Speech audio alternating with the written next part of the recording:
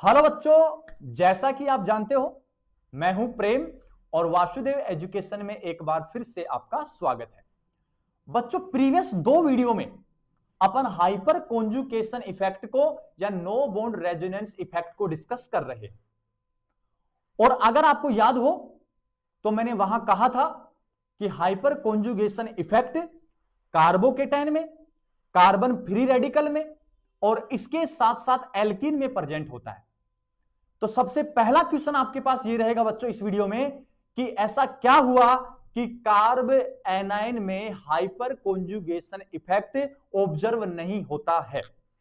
सबसे पहली बात यह रहेगी आपके पास, क्लियर है। दूसरी बात यह रहेगी कि हाइपर कॉन्जुगेशन इफेक्ट के जो एप्लीकेशन रहने वाले हैं वो एप्लीकेशन क्या क्या रहेंगे, उन एप्लीकेशंस को अपन को सीखना है। ठीक है। यहां तीसरी जो बात मैं कहने वाला हूं वो कुछ बातें ना आपको पता होंगी। जैसे मैं कहूं कि हाइपर कॉन्जुगेशन ना कार्बोकेटाइन में था तो इसका एप्लीकेशन बन जाएगा कार्बोकेटाइन की स्टेबिलिटी रिप्रेजेंट करेगा। कार्ब फ्री रेडिकल में था तो फ्री रेडिकल की स्टेबिलिटी को दर्शाएगा। ऐसे ही एल्कीन में ऑब्जर्व होता था तो एप्लीकेशन इसका एल्कीन के लिए लागू हो जाएगा। और साथ ही साथ इस वीडियो में कार्ब एनाइन की बात कर लेंगे कि कार्ब एनाइन में ऐसा क्या हुआ कि नो बॉन्ड रेजोनेंस वहां काम नहीं कर रहा है। क्लियर है बच्चों। और अगर प्रीवियस वीडियो देखना चाहो तो कंप्लीट प्लेलिस्ट का लिंक जो है वो डिस्क्रिप्शन में दिया गया है, आप जाइए वॉच कीजिए, अच्छी लगे तो जरूर देखिएगा उनको। क्लियर है बच्चों। अब सुनो, इस वीडियो में अपन बात करने वाले हैं बच्चों, ये लीजिए स्टार लगाया मैंने और यहां लिख रहा हूं मैं एप्लीकेशन ऑफ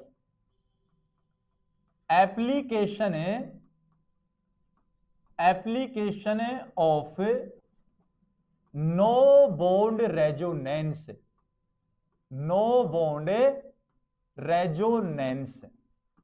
ये लीजिए, नो बॉन्ड रेजोनेंस के अपन को एप्लीकेशन रिप्रेजेंट करने हैं। क्लियर है बात। अब इसके एप्लीकेशन कौन कौन से रहने वाले हैं उन सभी को मैं पहले लिखता हूं। सबसे पहले आपको मेंशन करना पड़ेगा स्टेबिलिटी ऑफ कार्बोकेटाइन। सबसे पहला तो ये हो गया। दूसरा जो इसका एप्लीकेशन रहेगा वो रहेगा स्टेबिलिटी ऑफ कार्बन रेडिकल। ये लीजिए। तीसरा जो इसका एप्लीकेशन रहेगा बच्चों वो रहेगा स्टेबिलिटी ऑफ एल्कीन। चलेगा यहां तक। ये लीजिए। और यहीं से ना नीट में, आईआईटी में क्वेश्चन पूछे जाते हैं। और एक क्वेश्चन आईआईटी में पूछा भी गया था और उस क्वेश्चन को मैं यहां डिस्कस भी करूंगा। और वो क्वेश्चन पूछा गया था यहां कार्बोकेटाइन से। और एक क्वेश्चन था एल्कीन का, वो भी शायद आईआईटी 2011 में दिया गया है और वो भी पूछा गया था यहां पे। क्लियर है बच्चों। तो यहां जो जो क्वेश्चन आए थे उनकी अपन बात भी कर लेंगे और साथ के साथ इन एप्लीकेशन को अपन सीख भी लेंगे। तो आओ बच्चों एक एक करके इन एप्लीकेशन को सीखते हैं। सबसे पहला जो एप्लीकेशन रहेगा वो एप्लीकेशन रहेगा स्टेबिलिटी ऑफ कार्बोकेटाइन। ये लीजिए। अब कार्बन के ऊपर पॉजिटिव तो कार्बोकेटाइन तो बना देंगे, तो मैं कुछ लिख रहा हूं उन चीजों को एग्जांपल के थ्रू समझ लेंगे।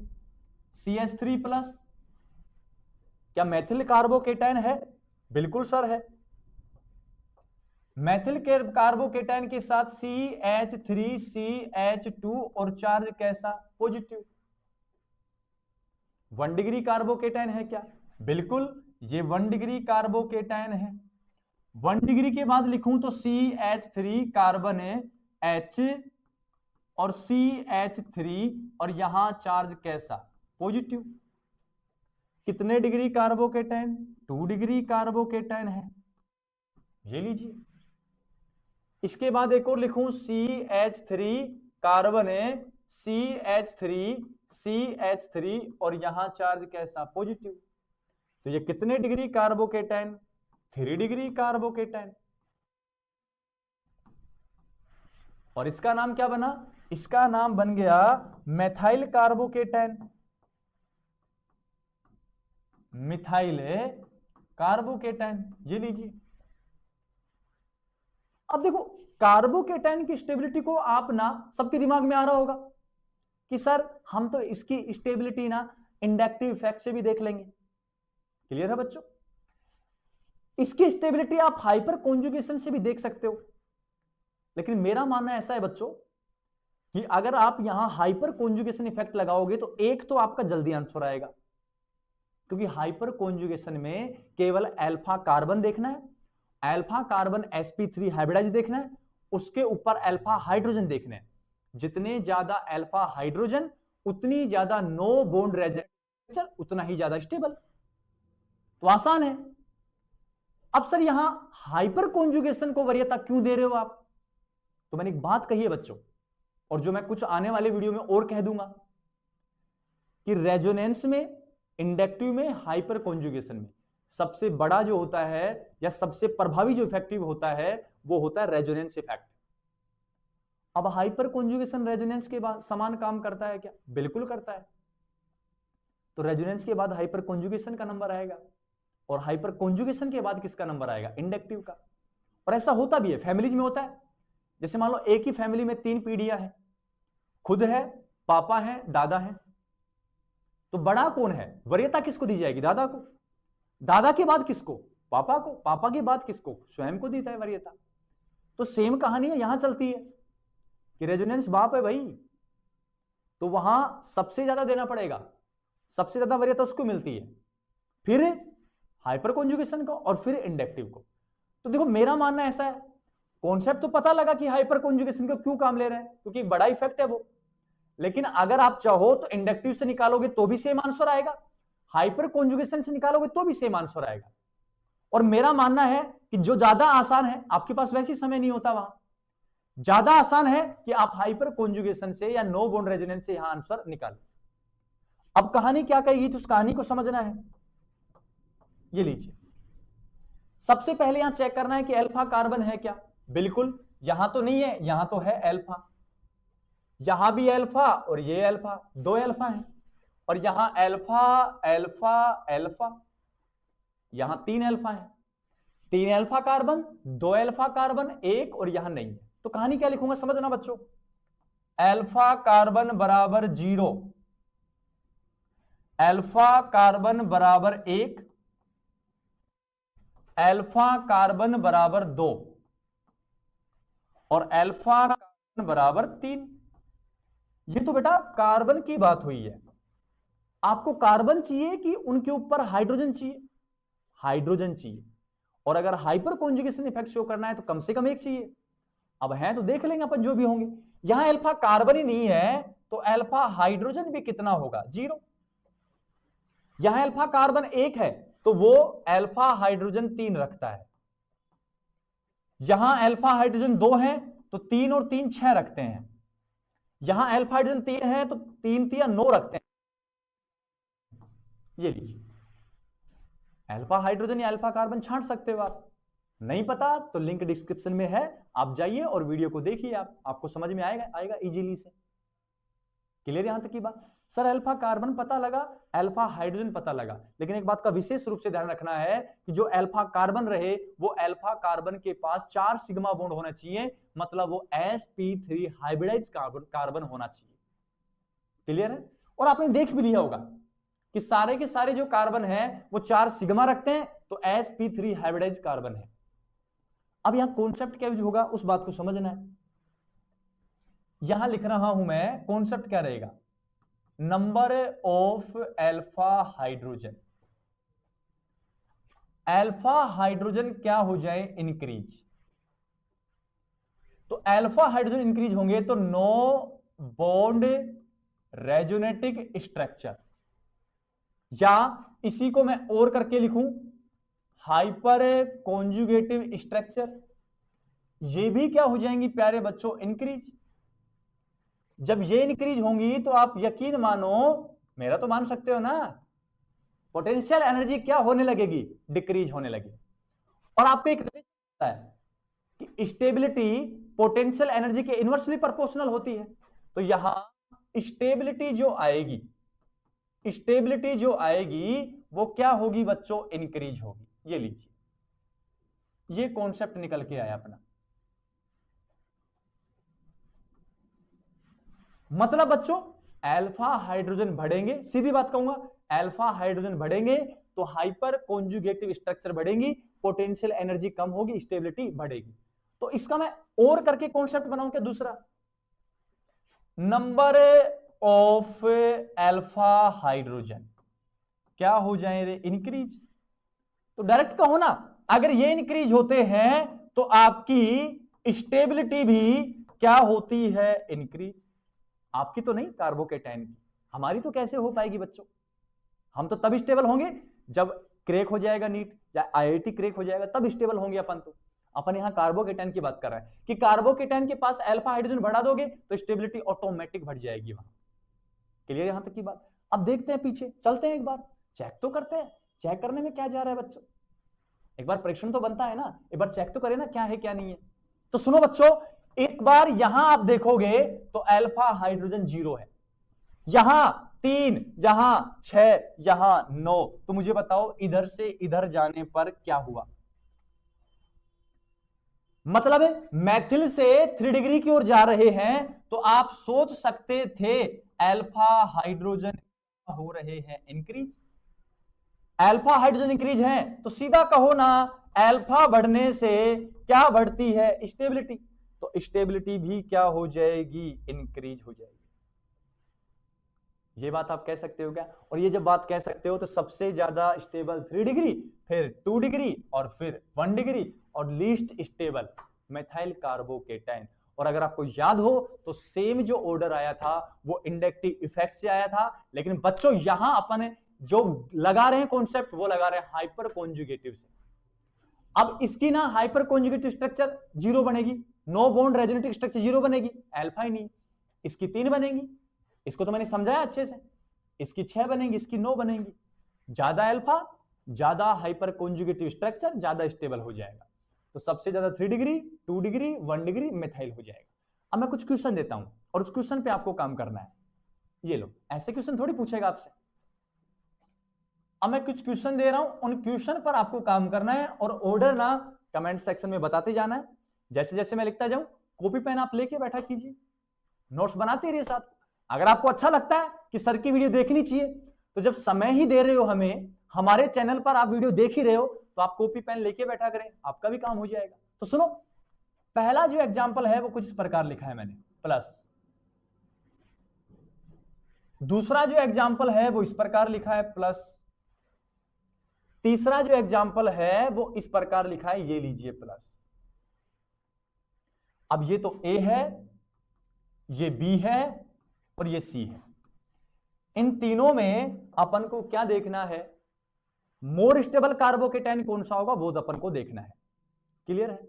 अब सुनो बात को, मैं कहूं पॉजिटिव से अटैच कार्बन अल्फा हो जाएगा, तो ये अल्फा अलग से लिखता हूं, देखो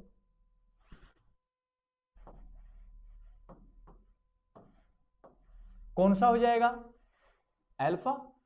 इधर ये दोनों अल्फा बनने वाले हैं क्या, बिल्कुल, इधर ये अल्फा और इधर ये अल्फा।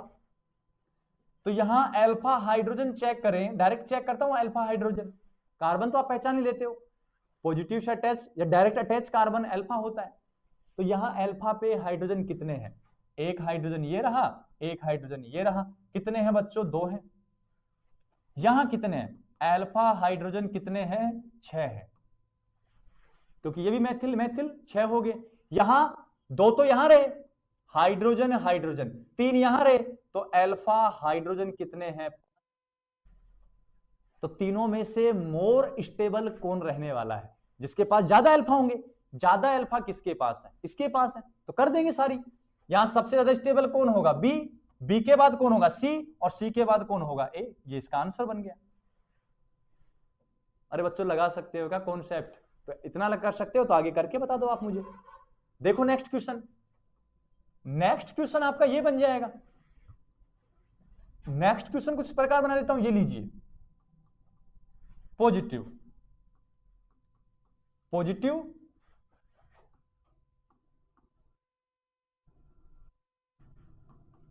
पॉजिटिव, ये फिर से आपके पास ए है, ये बी है और ये सी है।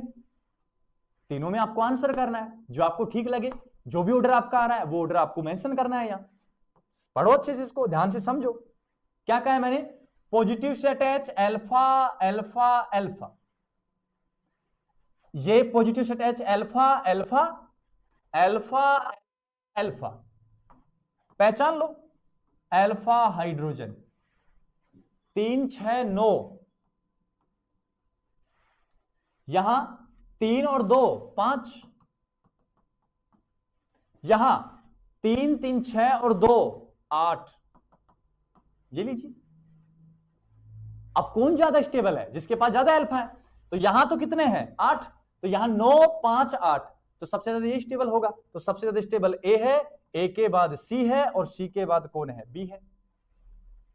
ये ऑर्डर आ गया इसका। नेक्स्ट क्वेश्चन की अगर मैं बात करूं तो नेक्स्ट क्वेश्चन जो आपके पास रहने वाला है वो क्वेश्चन क्या रहेगा? अब मैं कुछ रिंग बना के देता हूं, ये लीजिए। पॉजिटिव, ये लो पॉजिटिव,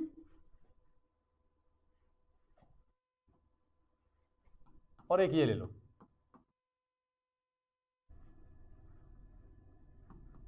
पॉजिटिव। ठीक है यहां तक। अब सुनो, इस पॉजिटिव से अटैच अल्फा और अल्फा, इससे अटैच अल्फा, ये भी अल्फा और ये भी अल्फा, और इधर आओगे तो ये भी अल्फा है क्या? अरे 4 अल्फा हो जाएंगे यहां। इधर आओगे तो अल्फा अल्फा अल्फा। जब आप कार्बन पहचान लेते हो तो हाइड्रोजन पहचान लो। यहां 2 है, यहां भी 2 है, तो अल्फा हाइड्रोजन 4 हो गए। चलेगा यहां तक। फिर मैं कहूंगा 2 2 और 1 3, 3 और 3 6 और 2 8। अरे यहां 2 हैं, यहां भी 2 हैं, लेकिन यहां 3 है और यहां कितना है? केवल 1। तो कितने हुए? 2 2 4, 4 3 7 और 1 8, तो अल्फा हाइड्रोजन 8 आ गए। यहां बात करूं तो 3 और 3 6 और 1 8, तो अल्फा हाइड्रोजन। तो सबसे ज्यादा स्टेबल बी होगा क्या? तो सबसे ज्यादा स्टेबल बी है, क्योंकि मोर अल्फा हाइड्रोजन है। बी के बाद कौन होगा? सी, और सी के बाद कौन होगा? ए। ये बात कह सकते हो क्या? एक क्वेश्चन और कराता हूं कार्बोकेटाइन का, फिर कार्बन फ्री रेडिकल पे चलेंगे अपन। तो आ जाओ, नेक्स्ट जो क्वेश्चन रहेगा वो क्वेश्चन आपके पास है बच्चों, ध्यान से समझना है। ये लीजिए पॉजिटिव, ये रहेगा, फिर पॉजिटिव रहेगा आपके पास, पॉजिटिव। क्लियर यहां तक? अब बात को समझना, पहले अल्फा पहचानो। ये भी अल्फा, ये भी अल्फा, ये अल्फा, ये अल्फा, और चारों अल्फा हैं। ये लीजिए। अरे चल जाएगा क्या? सुनो, इसको हटाता हूं, चारों अल्फा नहीं हो पाएंगे, पॉसिबल नहीं हो पाएगा। कार्बन पॉजिटिव, इसको ऐसे बनाता हूं और बेस्ट रहेगा। यहां लगा लो पॉजिटिव। ठीक है। अब सुनो बच्चों, आपको ना अल्फा हाइड्रोजन देखना है कि अल्फा हाइड्रोजन कौन कितने हैं। तो सुनो, यहां कार्बन तो कितने? 2, लेकिन इस कार्बन का हाइब्रिडाइजेशन कौन सा है? sp2। अल्फा कौन सा देखना है? sp3 वाला होना चाहिए, तो sp3 इसका है, तो केवल यहां अल्फा H कितने आएंगे? 4। मानता हूं अल्फा कार्बन 2 हैं, लेकिन आपको वो अल्फा कार्बन लेना है जिसमें sp3 हाइब्रिडाइजेशन होगा। 4 सिग्मा यहां है, यहां कौन सा? sp2, 3 सिग्मा है यहां, तो यहां sp2 का नहीं लेना है, केवल sp3 का लेना है। तो sp3 के पास कितने हो गए? 3। यहां जाओ, अल्फा हाइड्रोजन 2 और 3 5, यहां जाओ अल्फा हाइड्रोजन, यहां एक ही तो है, इससे अटैच अल्फा, एक ही तो है, तो अल्फा हाइड्रोजन 1 हो जाएगा। तो यहां सबसे ज्यादा किसके पास? बी के पास, मोर स्टेबल बी। बी के बाद कौन होगा? ए के बाद कौन होगा? सी। ये ऑर्डर बन जाएगा। याद रखना है, अल्फा हाइड्रोजन उस हाइब्रिड कार्बन के करने हैं जिसका हाइब्रिडाइजेशन sp3 हो। sp2 वाले के अल्फा हाइड्रोजन आपको नो बॉन्ड रेजोनेंस में ऐड नहीं करने होते।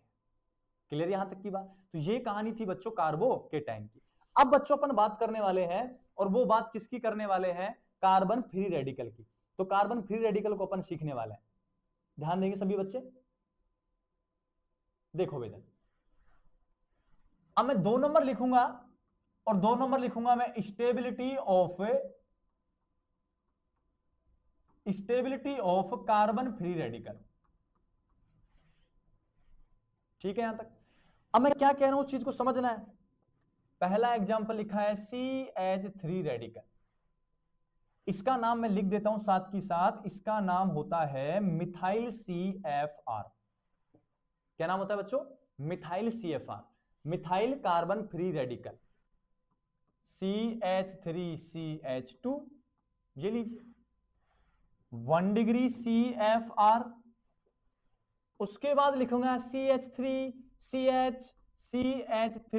Radical 2 degree CFR।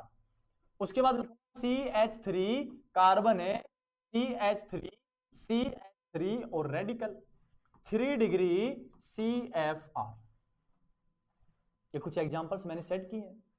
अब इन एग्जांपल्स में अगर मैं कहना चाहूं तो ये तो हो गया मिथाइल CFR।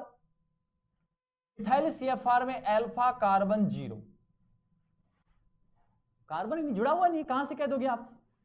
1 डिग्री CFR में अल्फा कार्बन 1 है, ये लीजिए। 2 डिग्री CFR में अल्फा कार्बन कितने हैं प्यारे बच्चों? 2 हैं। जबकि 3 डिग्री CFR में अल्फा कार्बन कितने हैं? 3 हैं। तो अल्फा कार्बन 3 है। अब आपका काम अल्फा हाइड्रोजन से होता है कि अल्फा कार्बन से? अल्फा हाइड्रोजन से। तो चेक कर लेंगे यार। अरे जब कार्बन ही नहीं है तो हाइड्रोजन कितना आएगा? 0 आएगा। अरे एक अल्फा कार्बन पे हाइड्रोजन कितने हैं? अल्फा हाइड्रोजन 3 है। लेकिन याद रखना है वो sp3 होना चाहिए, और sp3 है ये। यहां sp3 2 है तो अल्फा हाइड्रोजन 2 के ऊपर 6, और यहां अल्फा हाइड्रोजन किस हो जाएंगे? 9। फिर से कॉन्सेप्ट यूज कर रहा हूं, ध्यान से समझना है। सेम कॉन्सेप्ट लगेगा। Number of alpha hydrogen increase तो हाइपर कॉन्जुगेटिव स्ट्रक्चर भी इंक्रीज, तो पोटेंशियल एनर्जी डिक्रीज, तो स्टेबिलिटी एनर्जी डिक्रीज होगी, क्या होगी? इंक्रीज। सीधी बात कहूं क्या कि number of alpha hydrogen directly proportional किसके? स्टेबिलिटी के। ये तरीका हो गया दूसरा लिखने का मेरा। अरे अल्फा हाइड्रोजन बढ़ा दोगे तो स्टेबिलिटी भी बढ़ जाएगी। अरे अप्लाई कर दो ना बच्चों, ये बात अप्लाई कर दो सब लोग। ये लीजिए, फिर से कहूं इधर से इधर जाऊं, इधर से जब इधर चला गया तो अल्फा हाइड्रोजन क्या हो रहे हैं? इंक्रीज। अरे जब अल्फा हाइड्रोजन इंक्रीज हो रहे हैं 0 1 3 6 9, तो यहां प्यारे बच्चों क्या भी कह सकता हूं, स्टेबिलिटी भी क्या होगी? इंक्रीज। तो सबसे ज्यादा स्टेबल 3 डिग्री CFR, उसके बाद 2 डिग्री CFR, उसके बाद 1 डिग्री CFR। और लीस्ट स्टेबल कौन होगा? सबसे कम कौन होगा? Methyl CFR। कह सकते हो। कुछ क्वेश्चन इसके भी कर लो, ध्यान देना है। फिर से सभी बच्चों को ध्यान देना है, उसके बेसिस पे काम करने वाले अपन।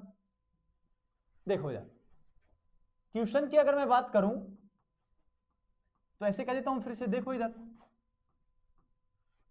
ये लीजिए, चलेगा। अब मैंने क्या किया, इसको A नाम दिया, इसको B नाम दिया, इसको C नाम दिया। सर ये तो 1 डिग्री 2 डिग्री 3 डिग्री है। अरे बच्चों वही तो है, मैं क्या करूं फिर? सुनो तो फिर, यहां alpha 1, alpha 2, alpha 3, alpha H3 है तो 9, 3 का अल्फा H6, अल्फा H2। थोड़ा सा चेंज हुआ है सर। मोर स्टेबल C, फिर B, फिर A। हो गया आंसर आपका। नेक्स्ट एक और क्वेश्चन अगर मैं कराना चाहूं तो नेक्स्ट क्वेश्चन क्या रहेगा रे? थोड़ा सा कॉम्प्लिकेटेड बनाता हूं। ये लो, रेडिकल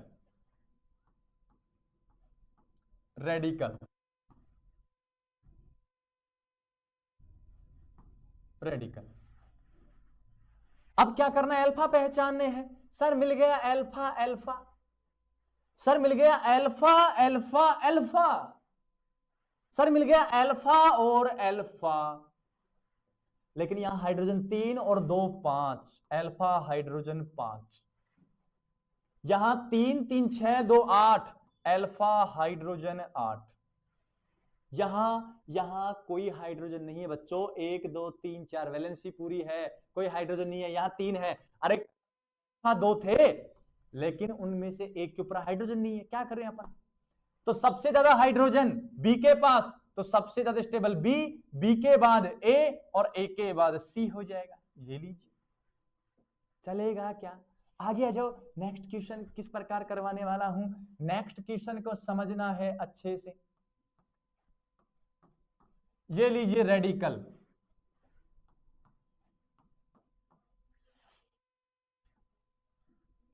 ये लीजिए रेडिकल, और ये लीजिए रेडिकल, तीनों लिखिए। अल्फा पहचानने हैं, alpha alpha alpha alpha alpha, और इसके लिए अल्फा अल्फा, ये लीजिए, यहां 2 और 2 4, यहां अल्फा हाइड्रोजन 2 2 4 और 2 6, यहां अल्फा हाइड्रोजन 2। तो सबसे ज्यादा किसके पास? बी के पास, बी के बाद ए के पास, ए के बाद सी के पास। क्या इतनी कहानी कह सकते हो क्या बच्चों? बिल्कुल कह सकते हैं। क्लियर है बात? चले आगे। अब बच्चों अपन क्या पढ़ने वाले हैं? इसके बाद अपन पढ़ने वाले हैं स्टेबिलिटी ऑफ क्या? एल्कीन। और यहां से क्वेश्चन बनने के चांस बनते हैं, क्योंकि इस यहां जो पॉइंट रहेगा वो थोड़ा शानदार रहता है। देखो कैसे करता हूं मैं। नेक्स्ट जो पॉइंट मैं बनाने वाला हूं उस पॉइंट को समझना है। 3 नंबर, और 3 नंबर को मैं लिखने वाला हूं स्टेबिलिटी, स्टेबिलिटी ऑफ क्या देख रहे हो आप? एल्कीन।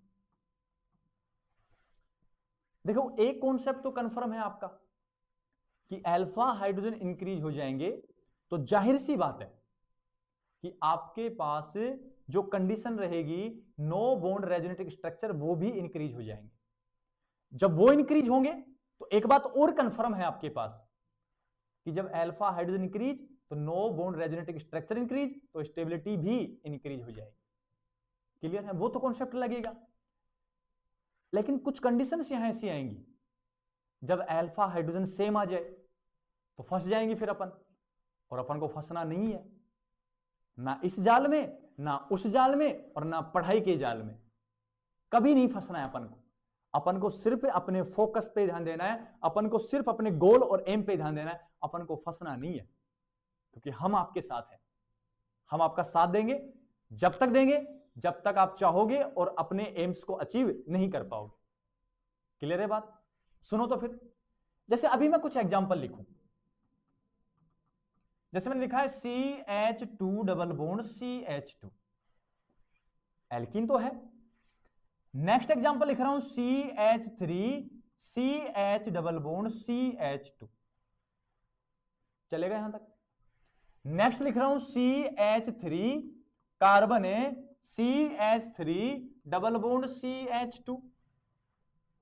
नेक्स्ट लिख रहा हूं CH3 कार्बन है CH3 डबल बॉन्ड कार्बन है CH3 और CH3।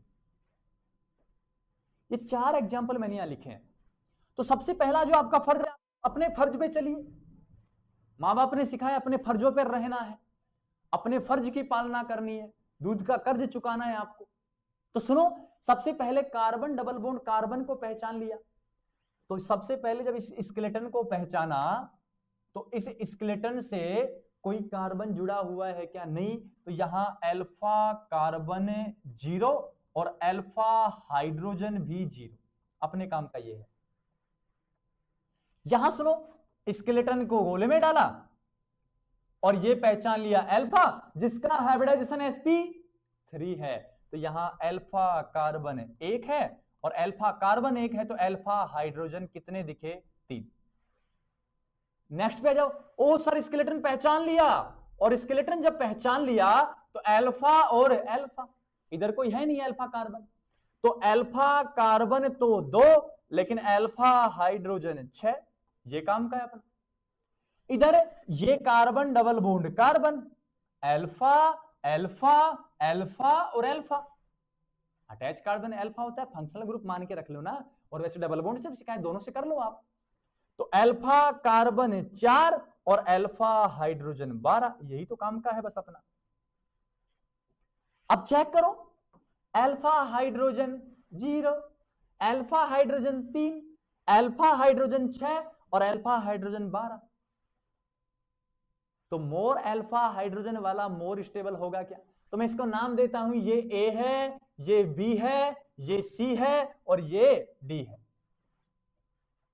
तो इनमें से प्यारे बच्चों मोर स्टेबल कौन सा रहेगा? जिसके पास ज्यादा अल्फा है। क्लियर यहां तक की बात? तो सुनो, सबसे ज्यादा डी में है तो डी मोर स्टेबल, उसके बाद किस में है? उसके बाद बी में है और उसके बाद ए में है। ये इसका ऑर्डर आ गया अल्फा हाइड्रोजन के बेसिस पे। लेकिन अपन फंस कहां जाएंगे, वो कंडीशन आपको देखनी है। अपने पास मान लीजिए ये कंडीशन आ जाए, नेक्स्ट एग्जांपल, फिर मैं वहां से कुछ कॉन्सेप्ट तैयार करूंगा। देखना इधर अच्छे से, CH3 डबल बॉन्ड CH3H और H, क्या इसका नाम बच्चों सिस 2 ब्यूटीन है क्या? बिल्कुल है। तो ये कौन सी फॉर्म बनी है बच्चों? सेम ग्रुप सेम साइड में सिस बना है ये। दूसरा एग्जांपल सुनो, carbon double bond carbon hydrogen CH3 और H, मोलिकुलर फॉर्मूला सेम है, आइसोमर है, तो ये समान ग्रुप सेम साइड सिस हो गया, same group different side trans हो जाएगा, तो इसका नाम बनेगा ट्रांस 2 ब्यूटीन, ट्रांस 2 ब्यूटीन बन जाएगा। अरे बन जाने दो, अपना क्या है उसमें। तो ये कौन सा बना? ट्रांस बना। तो एक सिस लिया, एक ट्रांस। अब इन दोनों की ना स्टेबिलिटी देखनी है आपको, और अल्फा हाइड्रोजन या हाइपर कॉन्जुगेटिव इफेक्ट के आधार पर देखनी है। तो बात को समझना है, फिर काम करना है। ध्यान दो इधर क्या कहने वाला हूं। मैंने ये कहा है कि यहां सी डबल बॉन्ड सी तो पहचाना आपने, यहां भी पहचान लिया C double bond C, attach carbon alpha alpha alpha alpha.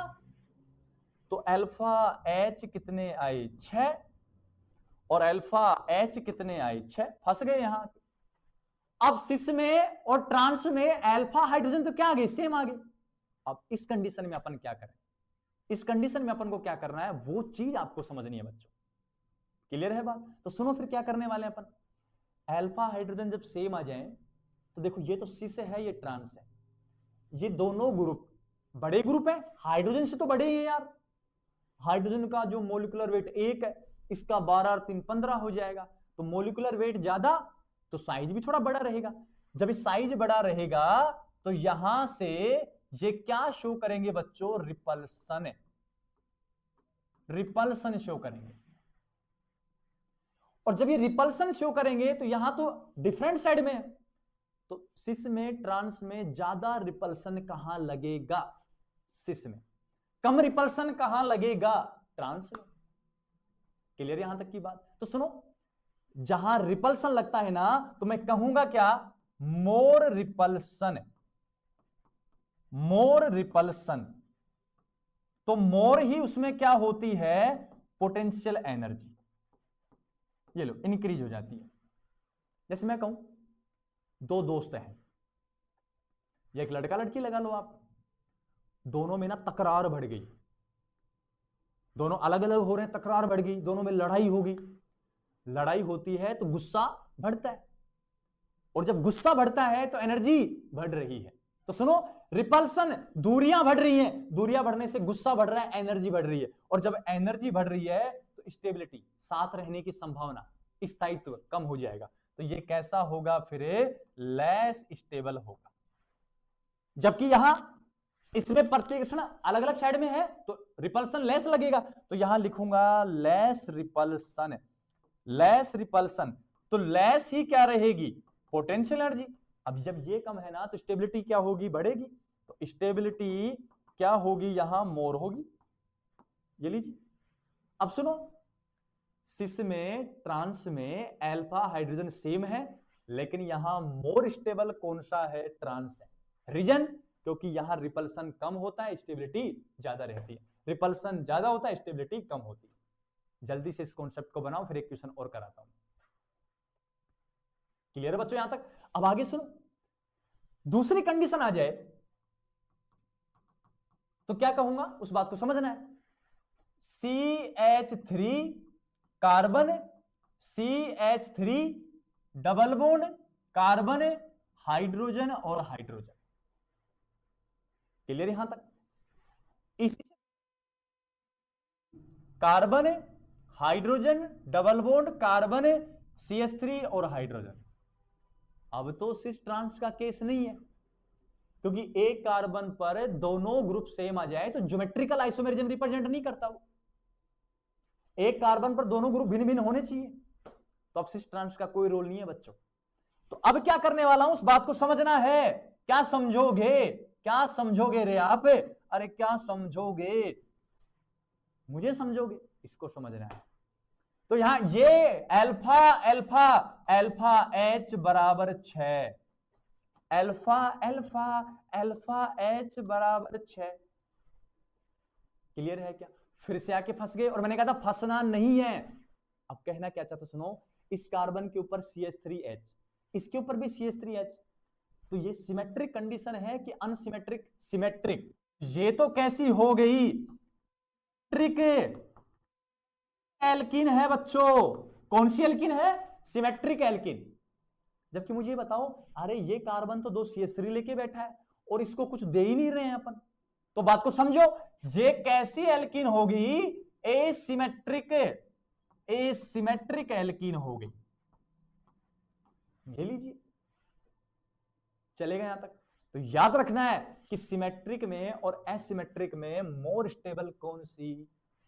Asymmetric alkene होती है।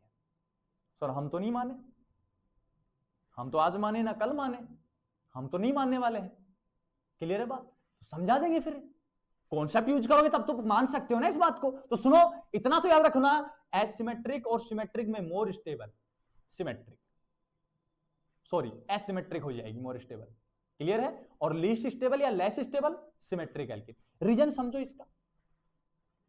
मैं से कहूं CH3 carbon double bond carbon, hydrogen hydrogen, CH3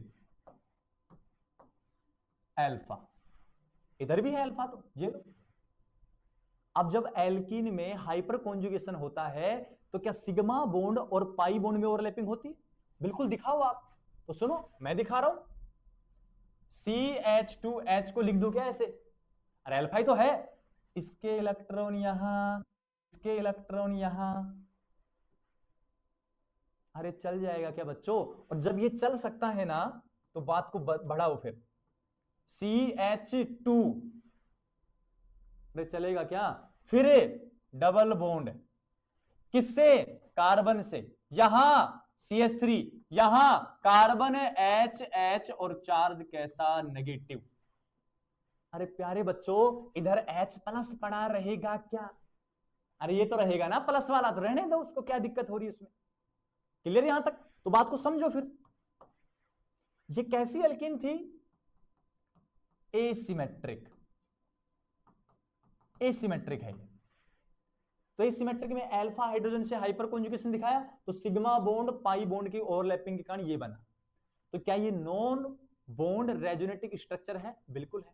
तो बात को समझो, ये जो ग्रुप आपके पास आया है, क्या ये ग्रुप एल्कीन है? हां सर, ये तो एल्कीन है। और एल्कीन ना कौन सा इफेक्ट शो करता है? -I। और कार्ब एनायन की स्टेबिलिटी को ये इधर खींच लेगा क्या इलेक्ट्रॉन? अरे बिल्कुल खींचेगा ये। और जब इलेक्ट्रॉन जाएंगे इधर, तो negative charge, quantity of charge come, stability factor increase. और याद है आपको, इंडक्टिव इफेक्ट को -I इफेक्ट या कार्ब एनायन की स्टेबिलिटी को -I इफेक्ट बढ़ाते हैं। तो कार्ब एनायन की स्टेबिलिटी को -I इफेक्ट बढ़ा देंगे। आई बात समझ में? सर उसमें चेक कराओ एक बार, होता है कि नहीं होता? सुनो, CH3 carbon double bond carbon CH3H और H। अरे हाँ कि ना सर, दिख गया हमें? क्या दिखा रहे प्यारे बच्चों? CH2 और यहां लिखूंगा H। क्या ये अल्फा है? इधर से करा लेता हूं मैं, इधर से करवा लो, बात एक ही है, जाने सभी है नो बॉन्ड रेजोनेंस में। इसके इलेक्ट्रॉन यहां से यहां, इसके इलेक्ट्रॉन यहां से यहां, ये कौन सी है? सिमेट्रिक है। चलेगा क्या? अब बात को समझना है, क्या कहा है? सबसे पहले H प्लस पड़ा रहेगा यहां, CH2 double bond carbon hydrogen. इधर आ जाओ, CH2 डबल बॉन्ड कार्बन फिर हाइड्रोजन, फिर ये सिंगल बॉन्ड, फिर कार्बन CH3H। हो सर, देखो सर, हम पहचान गए सर बॉन्ड C का -I, लेकिन यहां केवल -I था। इस कार्बन से कोई +I वाला जुड़ा है क्या? नहीं जुड़ा है सर, हाइड्रोजन रहे। अरे हाइड्रोजन का ना +I होता है ना ही -I होता है, तो बात को समझो। आप क्या कहना चाह रहा हूं? यहां केवल कौन है? इस कार्बन से -I वाला अटैच है, यहां -I तो है। अरे लेकिन ये काम खराब कर देगा आपका। ये कौन सा प्रभाव दर्शाता है? +I। और +I कार्ब एनायन की स्टेबिलिटी को डिक्रीज करता है। अब मैं पूरी बात को रिपीट कर रहा हूं, एसिमेट्रिक में स्टेबिलिटी बढ़ाने के लिए केवल -I है। सिमेट्रिक में -I तो है, लेकिन कुछ लोग नहीं होते, बीच में आ जाते हैं और काम खराब कर देते हैं। बीच में आ गया कौन? CH3+I। कहां? सिमेट्रिक में, सारा काम खराब कर दिया। तो यहां इसकी स्टेबिलिटी को बढ़ाने वाला है, यहां भी है, लेकिन तो कम करने वाले भी हैं भाई, आग लगाने वाले भी हैं, रिश्तों को खराब करने वाले भी हैं। यहां मेरी बात को समझे? तो यहां +I के कारण इस कार्बन आयन की स्टेबिलिटी कम हो जाएगी, तो यहां एल्किन की स्टेबिलिटी भी कम हो जाएगी।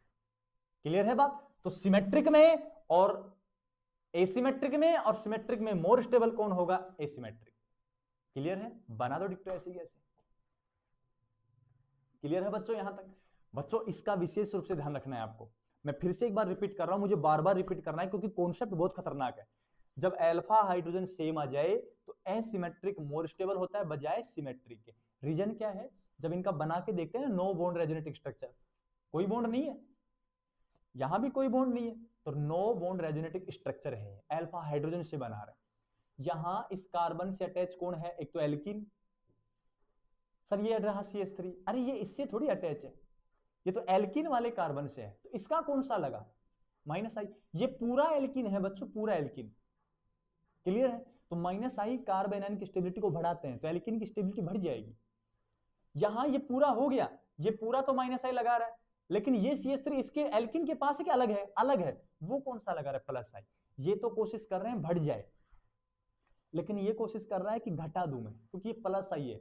+I ERG है, इलेक्ट्रॉन दान करेंगे, quantity of charge, negative charge बढ़ेगा, स्टेबिलिटी कम हो जाएगी।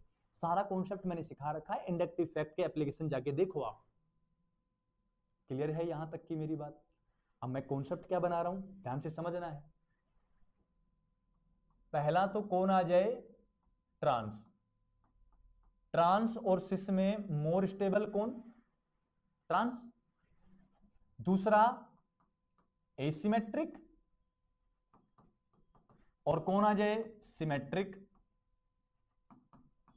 इनमें मोर स्टेबल कौन सा? एसिमेट्रिक, जिसका रीजन मैं समझा चुका हूं, सिस ट्रांस का मैं समझा चुका हूं। ये कब? If alpha hydrogen is same, मतलब है जब अल्फा हाइड्रोजन समान आ जाए तो आप चेक करो, अगर सिस ट्रांस है तो ट्रांस मोर स्टेबल, सिस लेस स्टेबल। अगर सिमेट्रिक एसिमेट्रिक है फिर भी अल्फा हाइड्रोजन समान है तो एसिमेट्रिक मोर स्टेबल है। क्लियर है बच्चों यहां तक? ये हाइपर कॉन्जुगेशन के एप्लीकेशन कंप्लीट होते हैं। अगर इसमें आपको डायरेक्टिव इन्फ्लुएंस देखना है, निर्देशकारी प्रभाव देखना है, तो उनको मैं नेक्स्ट वीडियो में डिस्कस कर दूंगा। आप लोगों को क्या करना है, आप लोग जानते हो, मुझे बार बार कहने की आवश्यकता नहीं है। अगर आपको हमारे वीडियो अच्छे लगते हैं तो ही बात करूंगा मैं, अगर अच्छे लगते हैं तो अपने दोस्तों के साथ शेयर करो, लाइक करो और चैनल को सब्सक्राइब कर दो, ताकि थोड़ा सा हमें से मोटिवेशन मिलता है यार। और जब आप हमारे साथ जुड़ते हो ना, तो ऐसे कॉन्फिडेंस ना 7वें आसमान पर होता है। और जब हमारा कॉन्फिडेंस लेवल बढ़ता है ना, तो ये भी काम करता है फिर हमारा। जब ये काम करता है तो हम बहुत चीजें ला पाते हैं आपके लिए, हम बहुत रिसर्च कर पाते हैं आपके लिए। लेकिन जब आप थोड़ा सपोर्ट नहीं करते हो तो हमें थोड़ा क्या डिमोरलाइज फील होता है। हार तो फिर भी नहीं मानने वाले अपन, हार तो आज माने ना कल माने, काम तो अपन निरंतर करते रहेंगे। लेकिन बस ये कि आप साथ दोगे तो हम थोड़ा बेस्ट कर पाते हैं। तो आप लोगों को बस साथ बनाए रखना, चैनल को सब्सक्राइब करना है।